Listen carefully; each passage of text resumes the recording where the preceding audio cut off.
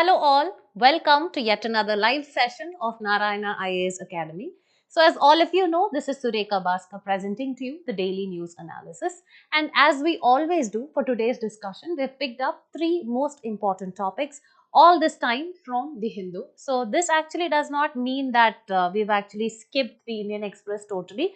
After proper analysis, we've actually decided and come to a conclusion that these three topics from the Hindu are of utmost relevance for the UPSC CSE examination. Okay, so now let me actually get you through this topic slowly. So let us actually have a look at the topics that we've picked up for discussion today. The first article has been picked up from page number 9 of The Hindu. Should Election Commission ensure internal democracy in political parties? So what do you mean by internal democracy is what we'll be discussing over here. So as you know, in a democracy, the political parties actually play a significant role. And in that way, what do you mean by internal democracy within the political party and how significant it is in order to keep up political democracy in place? So this is what we'll actually discuss here, and what are the recommendations of the Election Commission, then the National Commission for the Constitution. All these things we'll actually be discussing here. What are the recommendations given by these commissions? The second article that we have actually picked up is what is the status of Swachh Bharat Mission 2.0. This has actually been picked up from The Hindu. So here we'll basically be discussing about the concept that is called as a legacy garbage or waste dump site. Okay, so what do you mean by that, and what are the provisions of Swachh Bharat Mission? When was it actually introduced, and how far India has actually progressed with respect to that of the same will be dealing with over here. And the next topic that will be discussed, so this is actually your mains topic, and this will be discussed from your prelims perspective. And the last topic for discussion has been all agri sector initiatives have been brought under two new schemes. So we will be looking into what are these two new schemes, what are the different components, the characteristic features, and why has this been streamlined. That is, why are all these centrally sponsored schemes streamlined into this particular umbrella schemes is what we'll be looking into this particular article. And again, it actually becomes very important part of agriculture, so relevant for both your prelims as well as your mains examination. Now let us quickly get into the topics and let us start our discussion. So the first topic for the day that we've actually picked up is, should election commission ensure internal democracy in political parties? So as I actually told you, in a democracy, the political parties actually play a very important role in establishing the basic tenets. For example, if you see a political party which is in power, that is, if we see there is a ruling party, they are actually responsible for a number of functions like the formulation of policies, in making sure that there is implementation of these policies for the greater good and welfare of the society. Similarly, we actually have an opposition party, right? So what is the function of an opposition party is to carry out this function of checks and balances, to actually ensure that the ruling party is dealing with the policy formulation and implementation for the greater good of the society. So that is why we have the opposition party. So here you know that political party, whether it is actually the ruling party or the opposition party, play a significant or form an integral part of a democracy functioning. Okay, and before that you need to understand what is democracy. So what do you mean by the word democracy? So democracy is nothing but it is a system where the government of a country is actually elected by the people. Okay, for example, you actually go vote, you cast your vote, and through your branches you elect your leader, and there you actually exhibit your personal choice of bringing a leader to power to rule. Okay, so this is actually called as democracy, and as all of us know, India is a democracy. So here what the article says is that just like how we need political parties in order to run the tenets of the democracy, similarly there's a concept called internal democracy which is responsible for the proper functioning of the political party itself. Okay, so that is what we'll be discussing here. So the question here is, should the election commission actually ensure internal democracy in the political parties is the question. So in this particular article, we'll be discussing about the concept of internal democracy in political parties, and here we'll be discussing about transparency and accountability. Okay, so how does this particular internal democracy and establishing this inside the political party will bring about more transparency and accountability in the functioning. So this particular topic forms an important part of Mains GS paper 2, salient features of representation of People's Act, transparency and accountability. Now moving forward, let us actually move forward in understanding what is the kind of previous year question which was actually asked. The Indian party system is passing through a phase of transition. So this is actually a mains question from the year 2016 in polity and governance, which has actually asked about the Indian party system. They have actually said that it is going through a phase of transition which looks to be full of contradictions and paradoxes to discuss. So here Indian political party system and this particular topic becomes very, very important for discussion. Okay. So now moving forward, let us actually understand what this particular article is discussing about. So having internal democracy. So having this internal democracy that I told you within the political party is a crucial step towards achieving genuine electoral reforms and to strengthen democracy in India. So this is what we are going to discuss. As I told you over here, I discussed what is this principle of internal democracy. That is, there are certain things that you need to maintain inside your political party. What is it? In terms of issuing tickets. What do you mean by tickets? When you actually choose a particular candidate who is actually going to contest elections on behalf of your party. That has to be very transparent, okay? So, there should not be any kind of criminalization of politics. There has to be inclusive politics where every section of the hierarchy, that is every person of the hierarchy, starting from the president of the political party to the member of the political party, they have to be involved in the process of decision making. So all these tenets actually have to be carried out, and when that is carried out, it is called as internal democracy within the political party.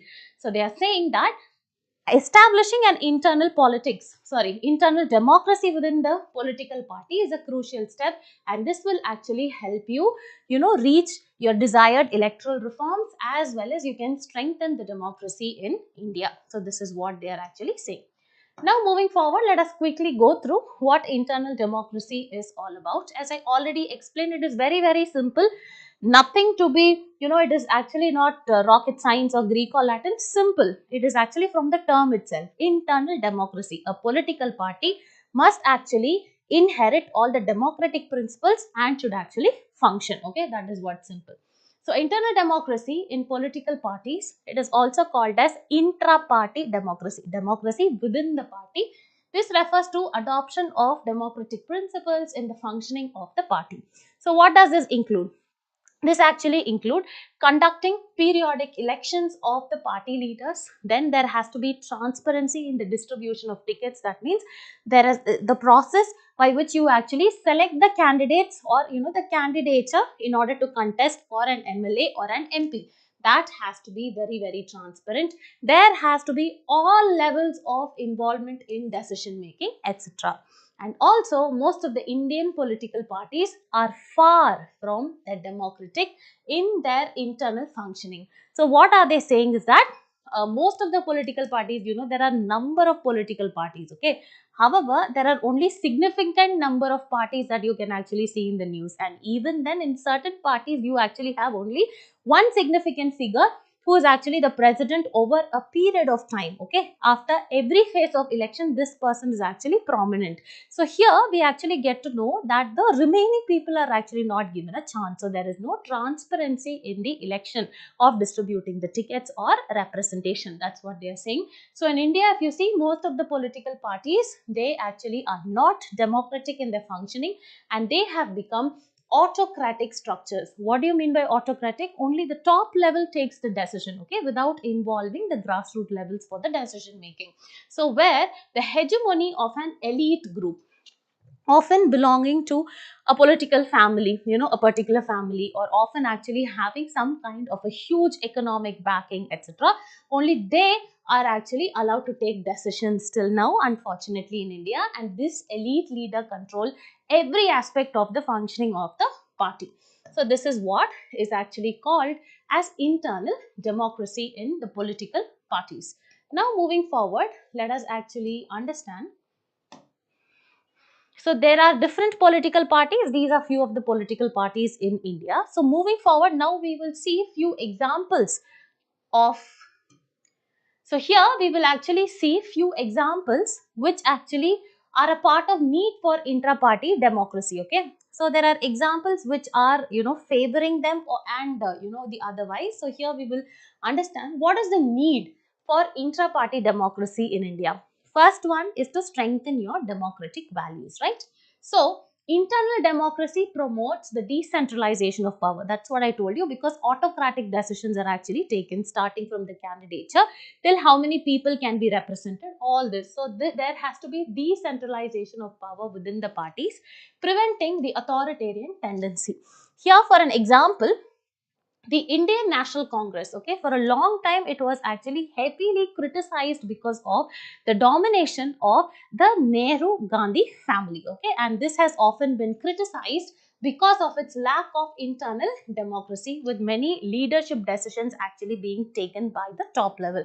So this is an example, and this has been stated by the election commission itself. Okay, so there is nothing to be very derogatory of any political party, because here we are going to read about the political system. So here the so obvious and the real examples are cited here, so that you need to know. Next one is what is need for intra-party democracy apart from strengthening the democratic values is the second one.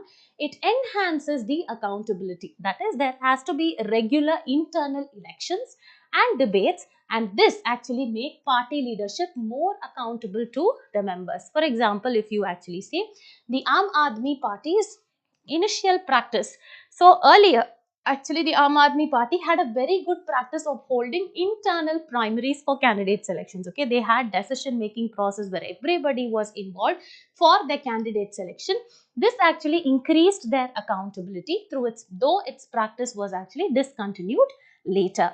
The next one is the intra-party democracy or internal democracy will improve your policy formulation, because this actually can bring about more representative policies. This is what they are saying, because every section of the persons who are actually there in the political party are involved, and one such example here given is that the Indian National Congress's conclave in 1998, that is the Panchmarhi conclave, okay, are actually having a defeat in the year 1996. The INC came up with a formulation that is called as the Panchmarhi conclave. This was in 1998. This involved wide-ranging policy discussions among the party members, and that actually led to a comprehensive party vision as well as ideology. So this also helped this particular political party to strategically reinvent itself, okay, that too to change the course of its political activities after its electoral defeat in 1996. Okay, the next one, apart from strengthening the democratic values, apart from giving you the accountability and transparency, this also improves the credibility of the party and the electorate trust. Okay, so if I actually see a government or a particular political party perform its functions very rationally, what happens, I'll be automatically drawn towards it, and that actually draws the electorate or the voters affinity towards that political party. So parties practicing internal democracy are seen as more credible and trustworthy by the voters. Example, if you see in Germany, Angela Merkel emerged from a system of regular internal elections. Okay, so she was from this particular Christian Democratic Union, and this particular political party often conducted this internal elections and debates within this union, which actually bolstered the party image. So this actually increased the credibility of this particular political party.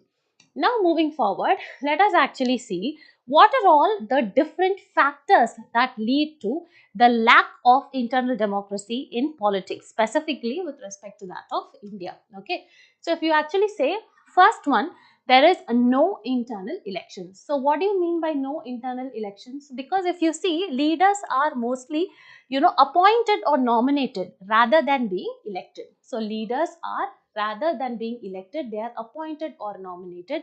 So this actually reduces their accountability and also results in some of the unfulfilled promises, okay, which are mentioned in their election manifesto.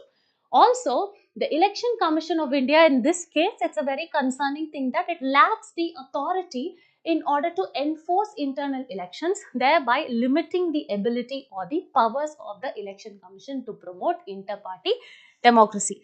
Basically, it says that since the leaders are actually nominated or they are just selected by majority of people's opinion and not by election, there are unfulfilled promises, and in this case election commission can also not come to the rescue because they actually lack the power of ensuring this internal democracy in the political party. Simple. The second one is dynasty politics. Okay, so you see that many political parties in India, whether it is in the North India or South India, they are dominated by specific families, where you see the leaderships often pass in a hierarchy, okay, between family members, and this actually, creates or results in the lack of democratic processes within the party structure. So basically this is actually, the politics is actually dynasty politics, it is called as. So these kind of buzzwords are very important for you to remember. Now moving forward, there is, prevalence of criminalization of politics in India. So what do you mean by criminalization of politics? Where you have a candidate who has a past record of criminal activities or any kind of case on them, they are also elected to power just because they are economically sound. Okay, so here the opaque candidate selection process allows individuals even with criminal backgrounds to be nominated if they are deemed winnable due to their financial capabilities or due to their economic power. Now moving on, lack of representative democracy. So what do you mean by lack of representative democracy is that here parties often prioritize electoral success. Okay, so whatever it is, whether it is a business or whether, it is your career, what generally people, focus on is the output and not the process and not the quality. This is what they say, quantity is actually preferred over quality. So here they are saying that parties often prioritize the output, which is nothing but the electoral success, over democratic representation. So they actually select the candidates based on identity politics, and here the lower level members, that is the members in the grassroots level who did not have earlier representation, they are not selected as the party candidates.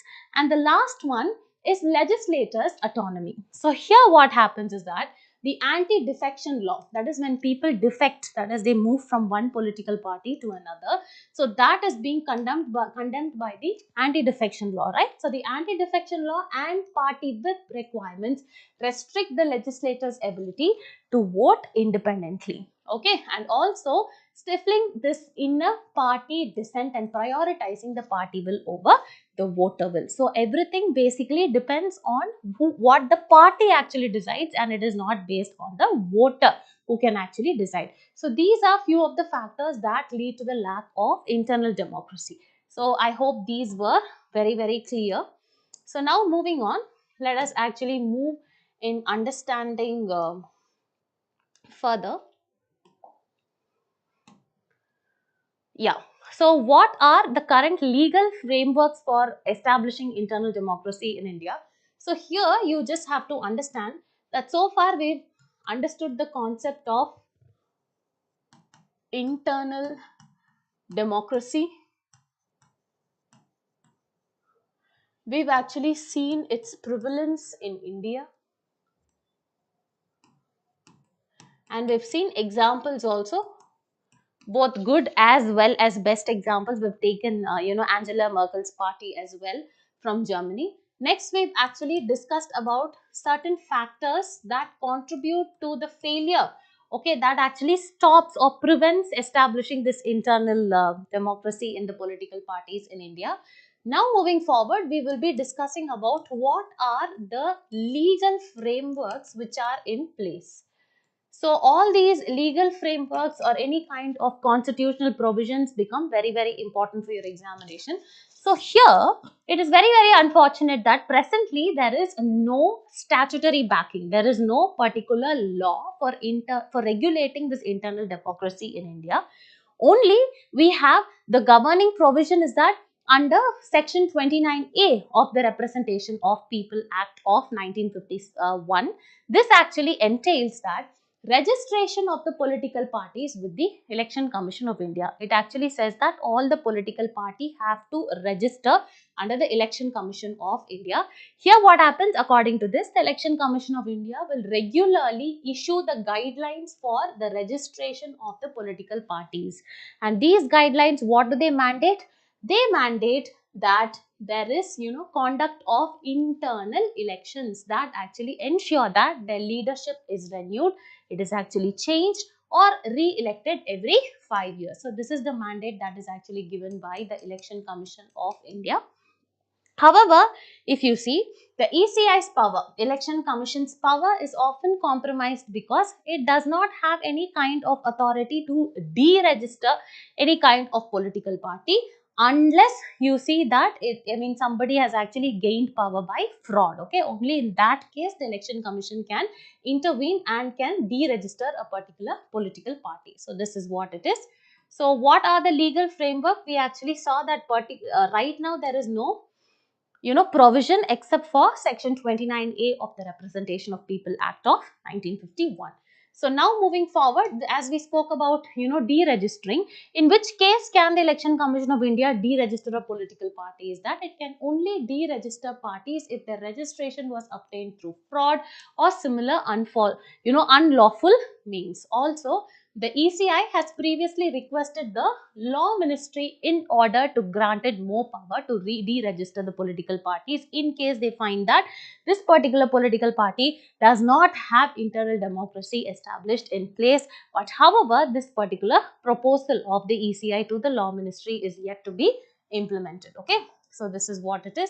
Now moving forward, let us see what are the arguments against giving the Election Commission this particular power in order to deregister the political parties. Okay, so it is very important because so far we've actually been saying that give the power to the Election Commission of India. That will actually ensure, more transparency, more accountability, etc. But the other side of the coin talks about what are the different arguments in giving, or against giving the Election Commission of India the power to deregister the political parties. So, though granting the power to the Election Commission of India initially actually looks like it will, enhance the transparency, it will enhance the accountability as well as strengthen the internal democracy in political parties. Some critics actually argue against this proposal because there are potential risks as well as limitations, such as there can be threat to Election Commission's neutrality, there can be a risk of political manipulation, okay, there can because of criminalization of politics and so on. So let us actually understand. First reason, the critics, why they actually argue that against giving Election Commission this power is threat to the neutrality possessed by the Election Commission of India. By giving the Election Commission the power to interfere in the party could lead to political pressure being exerted on the commission, and this would compromise the reputation, okay, because the Election Commission always carries a reputation that it is a neutral body, right, constituted, it is an independent body, okay. So it makes it susceptible to influence by the ruling or the opposition party. There will be political pressure given to the Election Commission in order to deregister some other party. Okay, so this is what it is. Next is risk of political manipulation. Here, it could be abused by the political forces to target specific parties that I actually told you. So there will be accusations of bias on the election government or the Election Commission, or the selective enforcement could actually arise, especially in a politically charged, environment like India. So this is what it is. Now moving forward, what do you mean by politically charged? India is actually characterized by a number of political parties. So that is what they say here. Next one is voter driven accountability. Okay. So here, as some argue, it is actually the electorate's responsibility. Okay, it is not an election commission's responsibility to actually oversee whether accountability is there, transparency there. So if an voter actually feels that this internal democracy is missing in any particular political party, they shall not vote them to power. That is what they are saying. It is an electorate's responsibility in order to hold the parties accountable. And if a particular party lacks internal democracy, voters can choose not to support them in the elections. As simple as this. Okay. Next one, what has been the Supreme Court's limitations is that a 2002 Supreme Court ruling, this actually limits the role of the Election Commission of India in involving in the internal activities of a political party. So, allowing the Election Commission to deregister the parties could lead to legal challenges and also other constitutional issues, as the Supreme Court has already curtailed the Election Commission's power in this particular regard. So, yeah, now let us actually see the key recommendations on intra-party democracy in India. Okay. So, let us actually quickly start. So, what has been the recommendation of the 170th report of the Law Commission of India is that it says it emphasizes the need for laws to enforce internal democracy within the political parties. That is, we need laws in place that will ensure internal democracy is there. Next one, NCR, that is National Commission for the Working of the Constitution. That particular report, it calls for comprehensive legislation in order for the registration as well as functioning of the political party in India. And next, mandatorily with respect to all your governance answers, you need to cite the recommendations of the ARC. Okay. So here it points out that corruption is often linked to over centralization. Okay, that is, lot of autocracy is over there, where a greater distance between authority and accountability, this actually leads to increased corruption, especially when power is exercised remotely from the people. So here what we have actually understood is this bigger concept of internal democracy in politics in India. So over here you need to definitely know what is this particular concept, what is the prevailing situation of internal democracy, how has different political parties exhibited that in the past, and what are the best examples that they are carrying it forward currently, what have been the recommendations, or what are the arguments against giving the election commission the power to deregister the political parties, what are certain factors that actually lead to the absence of internal democracy in India, and finally what are the recommendations of these top commissions become very, very important for your mains examination. Now moving forward, let us actually move to next topic, that is a prelims topic, which is very, very easy but have to be understood in greater detail. Okay. So in this particular article, this talks about what is the status of Swachh Bharat Mission 2.0. So first you need to know what is this Swachh Bharat Mission. So before that, let me actually see if there are any doubts that have been asked in the session. No.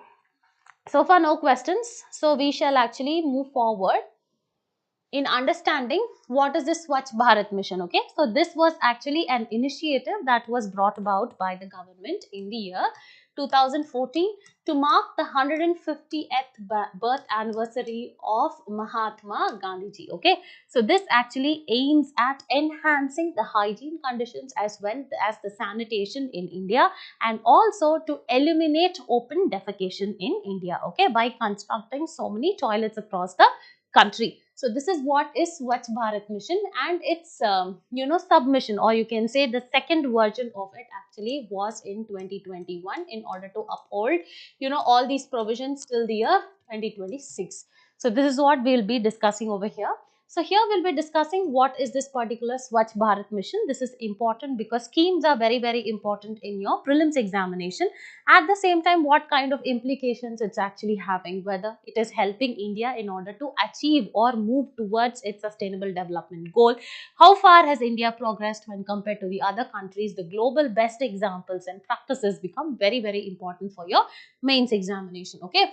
So here for the mains examination, this particular topic becomes important under GS paper 2, government policies and interventions for the development in various sectors and issues arising out of their design and implementation. So before understanding any topic, it is very important for you that you actually cram the syllabus. So that is how you can, spot the certain issues on the newspaper only when you have the syllabus in your mind by heart. Okay.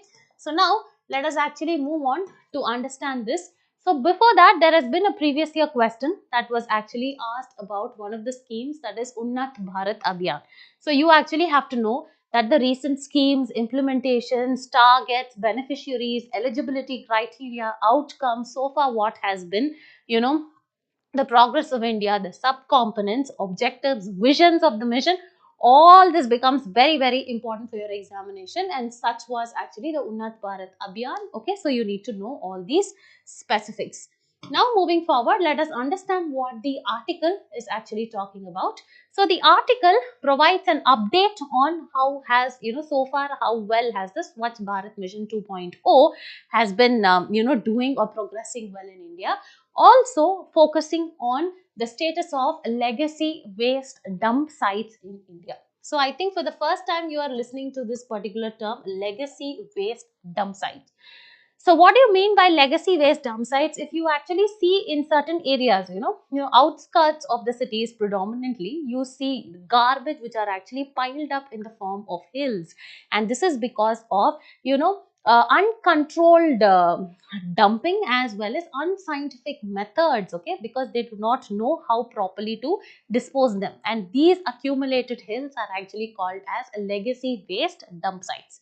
So we'll actually look at what are legacy waste dump sites and what kind of hazards, both environmental and health hazards, that these actually bring forth, and how this particular legacy waste dump sites was integrated into the Swachh Bharat Mission 2.0 and how it has actually performed so far. Okay. So here, what are legacy waste dump sites? So these are waste disposal sites.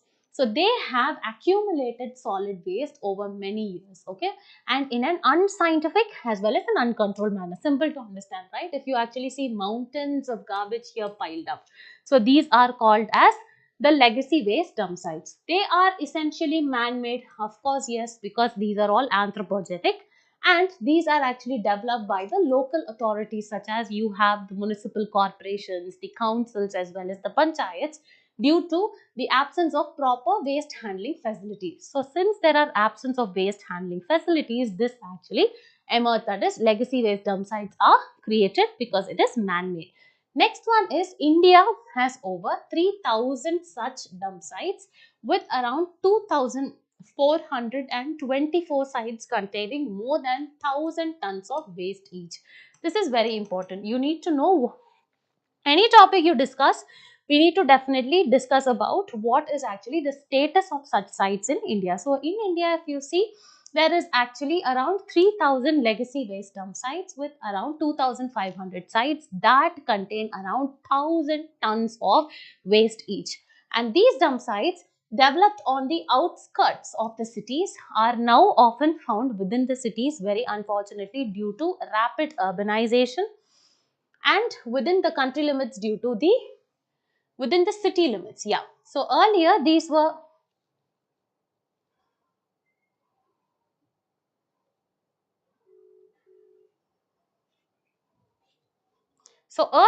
these were actually, these were found in the outskirts of the cities, and currently these are in the, city limits because due to the rapid urbanization or the urban expansion, and they cover around 15,000 acres and hold approximately 16 crore tons of waste. So these are just data facts, these are not that important, but you just need to know what is their status, whether it is located in India, and few examples of where it is located would also be helpful for your better understanding. Now moving forward, what are the health and the environmental hazards that they actually cause is that they cause a number of health risks, that is they actually release a lot of harmful gases like methane and carbon dioxide also, that actually causes symptoms like nausea, vomiting as well as respiratory diseases. Also, if you see, people living near these sites face higher risks of ailments like tuberculosis, asthma, diabetes, depression, cholera, as well as malaria. And they also contribute to significant greenhouse gas emissions, particularly as we saw methane as well as carbon dioxide. This further exacerbates the menace of climate change, and that actually follows the global warming, etc. Now moving forward,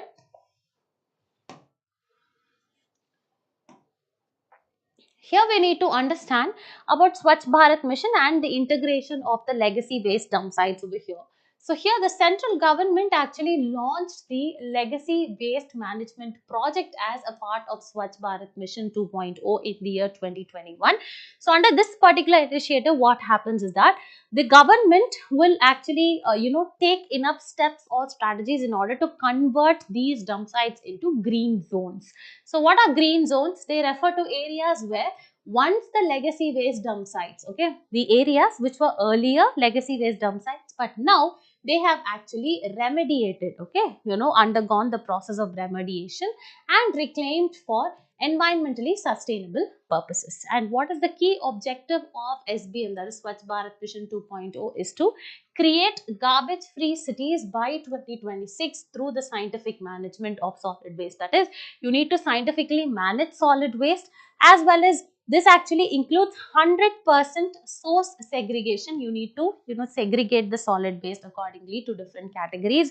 It involves door to door collection as well as processing of waste. Okay, so this is what is Swachh Bharat 2.0, and this is how it actually aims at promoting sustainable urban sanitation.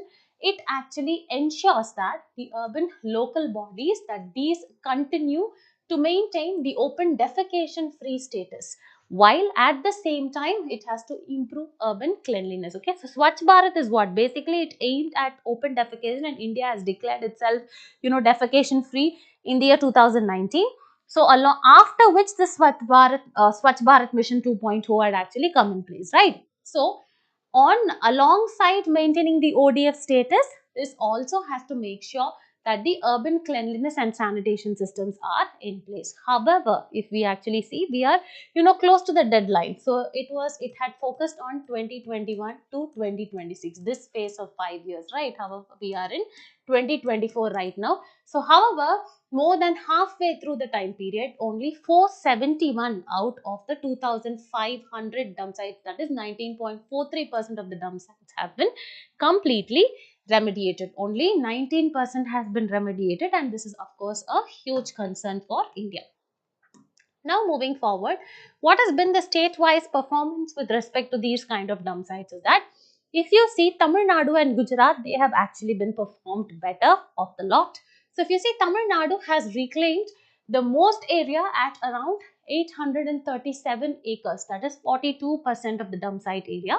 And Gujarat, if you see, that has reclaimed around 75%, that is 698 of the total 938 acres of the landfill sites have been reclaimed. Okay, so this is actually the best performing status. Now it is the simple thing to understand Swachh Bharat mission that I've already told you. So Swachh Bharat mission is nothing but an initiative launched on 2nd of October 2014 to mark the 150th birth anniversary of Mahatma Gandhi ji. It is a nationwide campaign in order to improve the sanitation as well as the cleanliness and hygiene, as well as to make India open defecation free by constructing a number of toilets across the country, not only to enhance this hygiene, okay, but to also bring a behavioral change. Okay, so this is what it is saying. So it was divided into two submissions. One is Swachh Bharat Mission Urban, that is focused on the urban areas. The other one is rural, focused on the rural areas. And in 2019, India declared itself open defecation free, having built over 100 million toilets with an emphasis on sustained cleanliness. So this is what is Swachh Bharat Mission all about. So before moving on to the next topic, there's an important thing that I would like to tell you is how is which of the sustainable development goals actually focuses on cleanliness and sanitation becomes very important for the examination. Okay, so it is a part of SDG 6. So this focuses on clean water and sanitation. So also, so over here you need to know every answer, whether if it is education, you need to know SDG 4. If it is no hunger, you need to know SDG 2.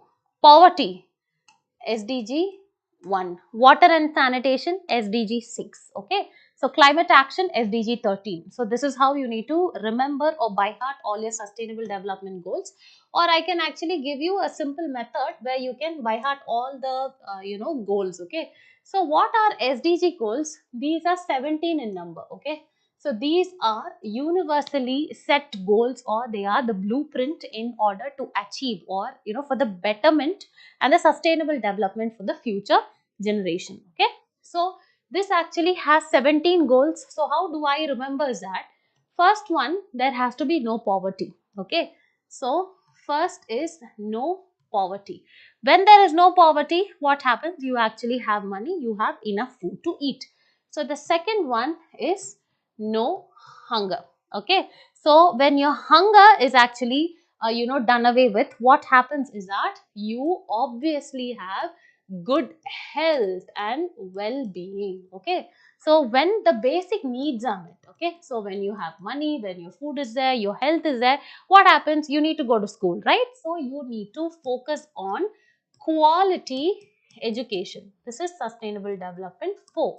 So in school, what do they actually teach about you?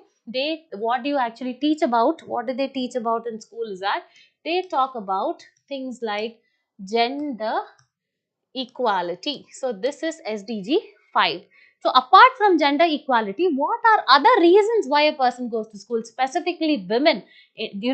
Presence of clean water, hygiene standards, all these things, because rapid dropout rates have been noted in places where there is no toilet facilities, there's no clean water, no sanitation. Because of menstruation, there are a lot of dropout, specifically with respect to girl students. Okay. So apart from gender equality, why do you go to school? It's because of clean water and sanitation. Okay. So now clean water is done away with. Next, what you need good energy, in order to, have a good quality of life and other things. So here there will be clean and affordable energy. So this is SDG 7. So first of all, no poverty, followed by no hunger. So when no hunger is there, you have a healthy and good quality of life. Then you have good quality education, and in school you are actually taught about gender equality. People go to school because of clean water as well as sanitation. Next one is clean and affordable energy. Okay, so this is actually SDG 7. So when there is clean, affordable energy, you successfully complete your schooling. This is just a story that I've built up for us to remember it better. Okay. So when there is good schooling and other things, what do we have to do? We go to a decent workplace. So decent work. When we are employed, there is economic growth. So decent work and economic growth, SDG 8. So after that, what happens? There is a culture of innovation and industries. So you are working in an industry, remember it like that. So innovation and industry is there. And then 10th one, because you actually work, that is women work on par with that of men, what happens? There are reduced inequalities. So SDG 10 is reduced inequality. Then you have number 11, 12, 13, 14, 15. Okay, so till 10 we are done with reduced inequality.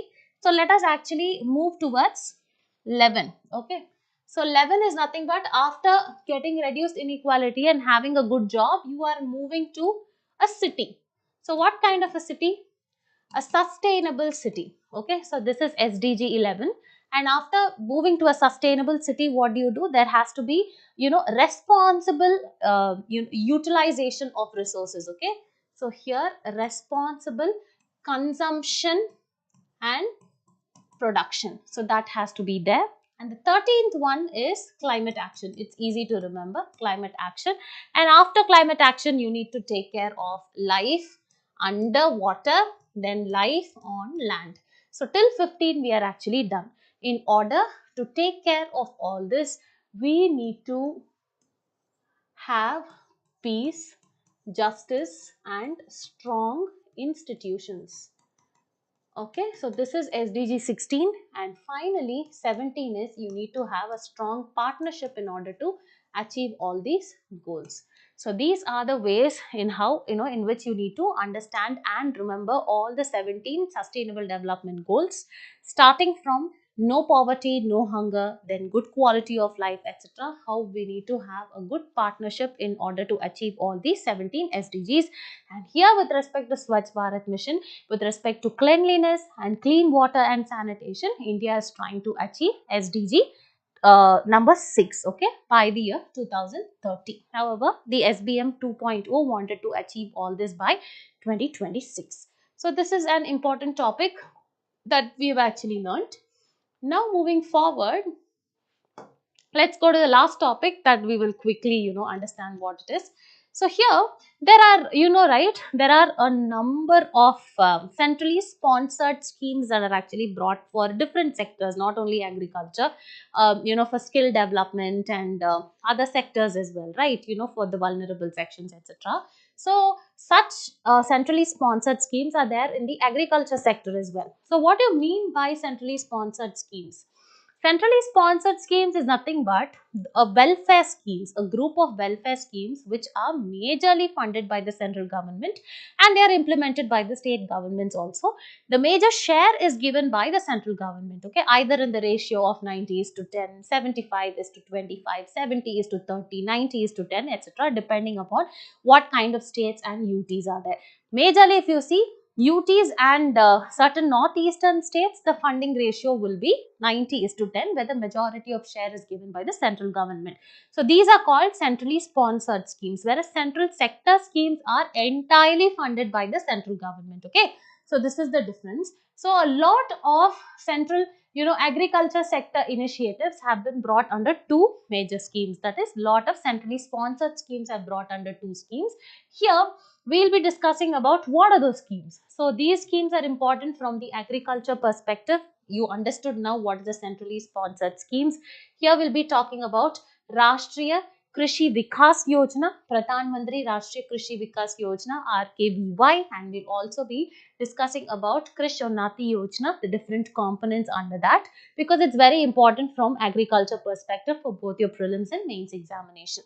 Now moving forward, this particular topic becomes very important, of course, from economic and social development for your prelims exam and for your mains exam under GS paper 3, Indian economy, growth as well as development.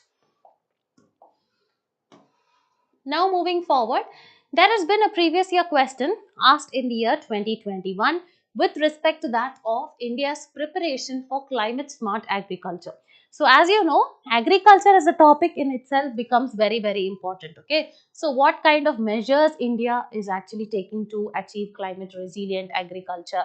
What kind of rice varieties, or what is the genetic modification it's actually, trying to do in order to achieve the same? What are the different schemes and, the budget outlay for it, the outcomes, all these things become very important. Okay, so this is the reference of the PYQ that has been asked. Now moving forward, let us understand what this particular article is discussing about. So the Union Cabinet has recently approved the proposal that was made by the Department of Agriculture and Farmers Welfare. So what happened is, the Department of Agriculture and Farmers Welfare had came up with a proposal in order to streamline, because there were a lot of duplication of processes that were going on under different schemes of agriculture. Okay, so Department of Agriculture, they decided that, come on, let us actually streamline all the centrally sponsored scheme into two major umbrella schemes. Okay, that will come under the Ministry of Agriculture is what they actually told. So let us see what these two different schemes were all about. So here, these schemes will now be consolidated into two umbrella programs that I told. First one is Pradhan Mantri Rashtriya Krishi Vikas Yojana, that is RKVY, as well as Krish Unnati Yojana, that is actually KY. So here the total outlay of these schemes is around 1,03,321 crores. Not that important, and the central government will actually be contributing 59,000 crore and the states will contribute the remaining 32,000. That is why it is called as a centrally sponsored scheme. So what is the rationale behind streamlining the entire thing under two umbrella scheme is that first one, to improve the efficiency so that there is no duplication of process, in order to ensure that there is convergence of various programs. There is actually proper focus. It is output, not only output oriented but also based on the processes and the value chains, okay, over here, in order to streamline the agriculture initiatives and make them more impactful at the grassroots level. So this is the reason why the ministry had actually come up in streamlining the programs. Let's see quickly what are the key features of the scheme.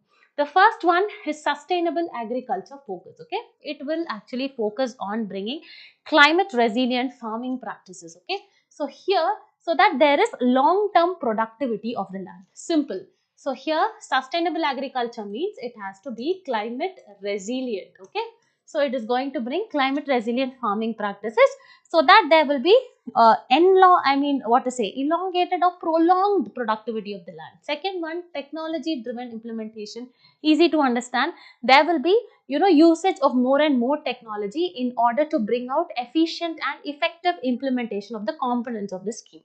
Next one, flexibility to the states. Okay, depending upon the regional conditions and the requirements, each state, for example, one state might actually have fertile soil which is actually suitable for the growth of groundnuts. Next one for the rice. Okay, so depending upon their regional climatic variations, what happens, the states can come up with their specific agriculture requirements.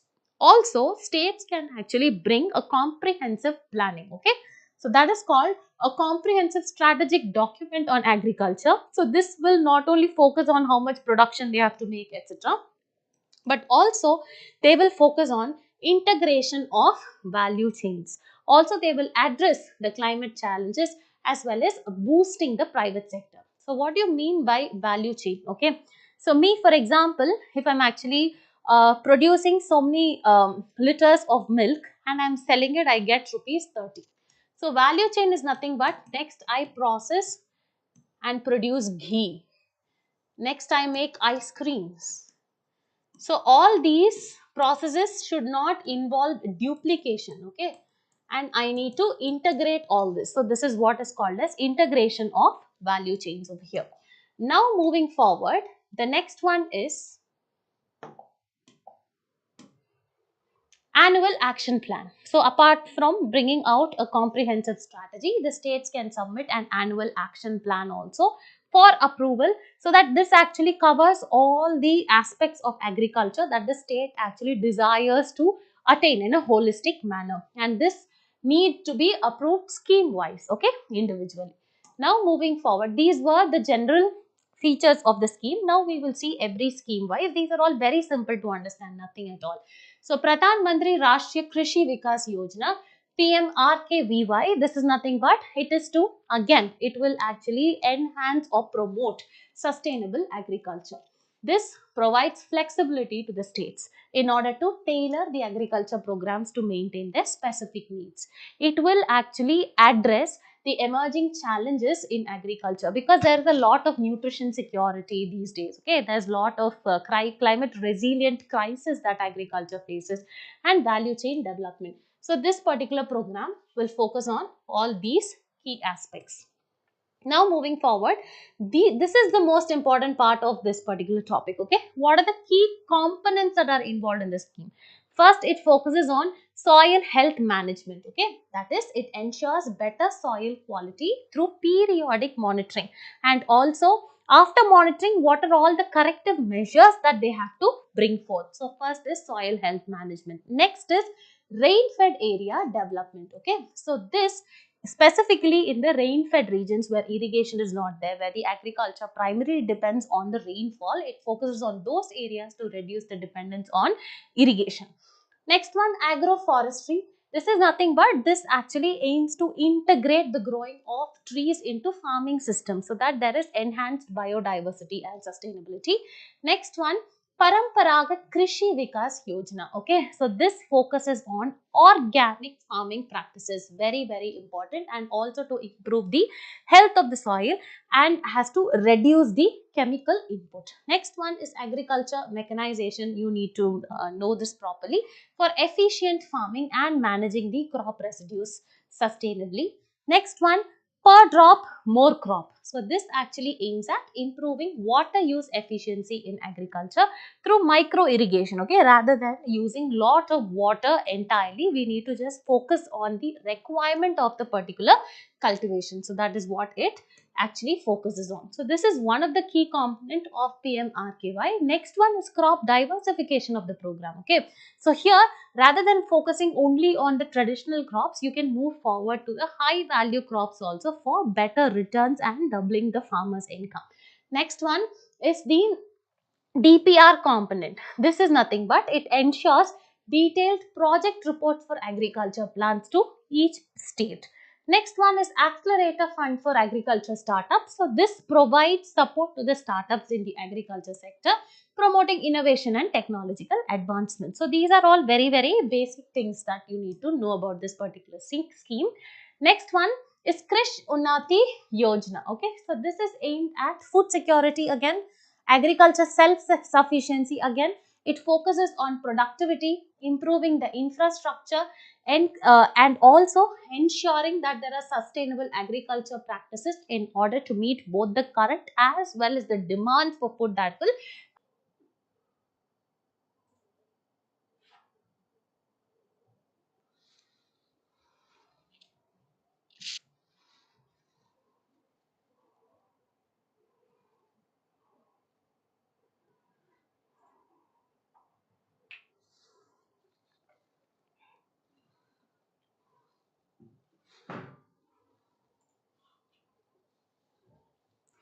Yeah, so in case, let's actually continue. In case you guys, forget about any specific feature of any particular program, unless and until it's given in specificity, you can just always focus on the health of the soil. You can talk about, giving a proper, what to say, giving proper emphasis on organic farming. Then talking about a reduced use of irrigation. So all these are general things. Okay, next is focus on crop diversification, then focus on food security and self sufficiency. These are all points that you need to remember specifically for agriculture topics. So this particular Krishnati Yojana also focuses on food security and self sufficiency.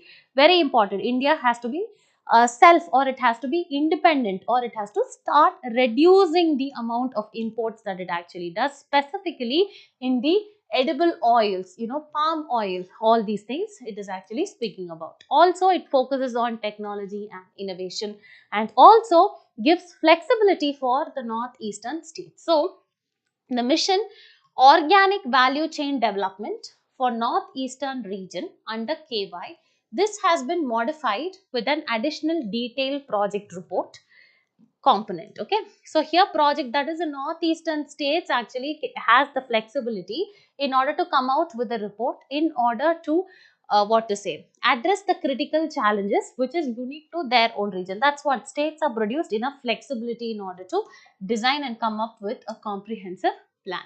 Next one, again the comprehensive strategic documents in order to tackle the emerging challenges like climate resilience, again value chain development, etc. So this is what it talks about. So this particular article, this thing na, here, this particular article had also spoken about one particular,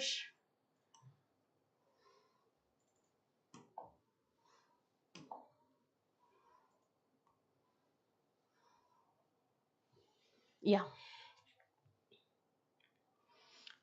yes, this particular article had also spoken about Asia Energy Hub. So here I have just brought this up because for your reference, so that even when you read across the newspaper, it should not be a very random term, okay, a new term. So the cabinet also approved India's participation in Asia Energy Hub, which is nothing but a collaborative initiative. This is your homework. Please do read on this. This actually involves 11 countries, and these 11 countries come together in order to promote clean and sustainable energy. So here the cabinet actually approved India's participation in this particular hub. Okay, so this has a clean energy focus and also is supposed to provide a lot of employment generation. Okay, that is the deep water project, which is part of this particular initiative, has been allocated so much of funds in order to provide employment to around 40,000 faculty members as well as employees. So this is what this particular article had actually spoken about. So now let us, I hope you had actually understood the three important topics that we have discussed. So first topic, we had actually discussed about the election commission's role and how to enhance transparency accountability through the process of establishing internal democracy in the political parties. The second, we had spoken about Swachh Bharat mission, and also I had given you a key, idea, or I have narrated like an anecdote for you or a way to remember the 17 Sustainable Development Goals. Here, there it was important for you to know what is Swachh Bharat mission, what has been India's progress, and what has been the output. Now, the last article that we have discussed is just that all the centrally sponsored schemes will be clubbed under two umbrella schemes. What were the schemes? What were the components? Now, let us actually solve two prelims question as well as mains question based on the topics that we've discussed. Okay. So the question reads, with reference to Swachh Bharat Mission 2.0, consider the following statements. It was launched in 2021. Yes. With goal of making all the Indian cities garbage free by 2026. Yes, because these kind of dates and deadlines, that period or the phase is very important. Next one, it focuses on scientific management of solid waste. It includes 100% source segregation as well as door-to-door collection. Yes, it is very, very important, and this is correct. Next one, a major component of the mission is remediation of legacy waste dump sites. So this suddenly, if it comes in the examination, you shouldn't blink as to what are legacy waste dump sites. That is why we've discussed that particular concept as well as the current status and the number of legacy waste dump sites in India. So, and converting them into green zones. Yes, we've seen what are green zones as well. So, since all the three statements are correct, 1, 2, 3, all the three statements are correct. So, your answer will be option D. Now moving on, the second question, which among the following is not a component of Pradhan Mantri Rashtriya Krishi Vikas Yojana? Soil health management, we saw this is a part of it. Agroforestry, yes, we need to integrate the cultivation of trees along with the other cultivation. This is also there. Crop diversification program, yes, this was also there. Agri stack, this is something that was not there. So since this is actually not a part of it, here the answer is very, very direct. It is option C. Now let us solve the mains practice question. Let us actually see how to approach a particular question for the mains examination. Here the question reads, do you think the Election Commission of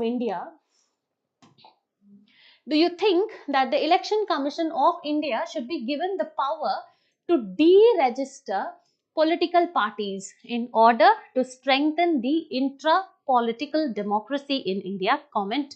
So this is actually a 10 marker, 150 words. So here as usual, the approach to this particular question is broken down into the introduction, the body as well as the conclusion. So how will we move forward? Let us actually see. How will you start the introduction?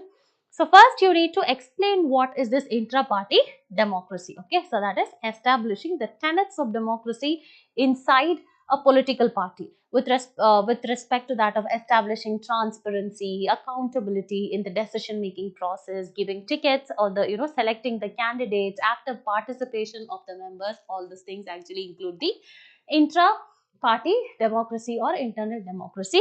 In the argument section or in the body section, we need to give arguments for deregistration, because deregistering a party, when that authority is given to the election commission, then there will be more accountability, enhanced transparency. So all this shall be discussed in the body. Now moving forward, we will also talk about the counter arguments that have been given by the critics. Okay, so that include threat to neutrality. Then we actually know that the election commission is an independent body. It's an independent decision making body. It is a neutral body, so the neutrality shall actually be questioned. The next one, there is risk of manipulation by the political parties, excessive pressure on the election commission in order to deregister, and also it is a voter responsibility. That is, it is the responsibility of the electorate in order to establish the same. And also we need to conclude the answer in a very, very neutral tone, and it should not be inclined either towards the left or right. Okay, you need to follow the middle path. And there we will say, while empowering the Election Commission of India to deregister the parties, and this could strengthen the internal democracy, it possesses or it poses the risks to neutrality and may lead to political manipulation also. Thereby, a balanced approach focusing on voter accountability and promoting internal reforms, this may actually prove to be much more effective in establishing internal democracy inside the political parties.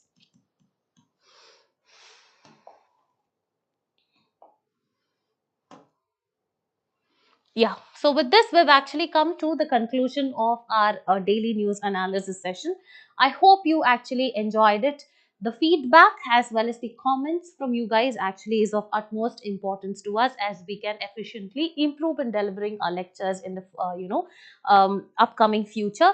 So I hope you've actually enjoyed it. For more such videos and live updates, please do like, share and subscribe to Narayana IAS Academy YouTube channel. Thank you.